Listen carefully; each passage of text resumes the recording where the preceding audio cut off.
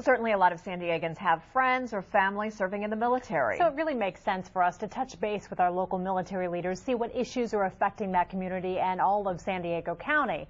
So military reporter Lea Sutton is talking to one of those leaders right now. Lea?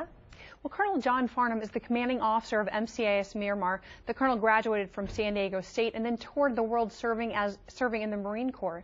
He's experienced as a weapons sensors officer in an F-18 Hornet, and now he runs one of the largest military airstrips in a large military metropolitan city. So, Colonel Farnam, can you please tell us briefly how the mission of MCAS Miramar has changed since you've taken command? Well, it's an interesting question. I was thinking about that just the other day. The mission itself of the air station has really remained constant through time, and that's to support 3rd Marine Aircraft Wing in this case with facilities and materials so that they can execute their mission. What has changed is the makeup of aircraft on the base, and you'll see the skyline at Miramar has changed a little bit with the new hangars going up. The V-22s are there now, and most people see them flying around. So really that has been the change in Miramar, and the station has just evolved to ensure that that mission can be supported as well. Well, that's wonderful. Now, I know you also have a very big interest in children and education.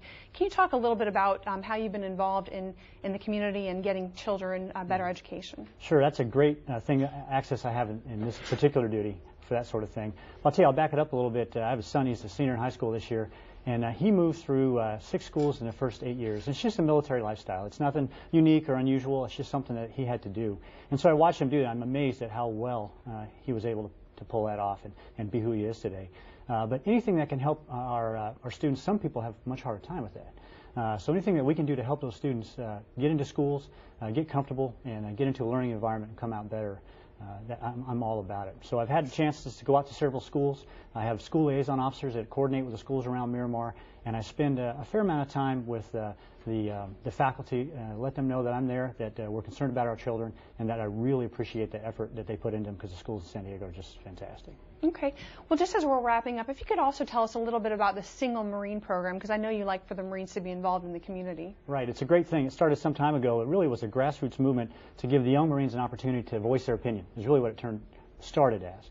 And what it's grown into is they elect a council. They're represented in discussions on the base. They work with my sergeant major, and they get their voice heard. Initially, it was a quality of life thing for the young single Marines, and it's turned into more of that. Really, they spend a good deal of time talking about volunteerism in the community, things that they can do.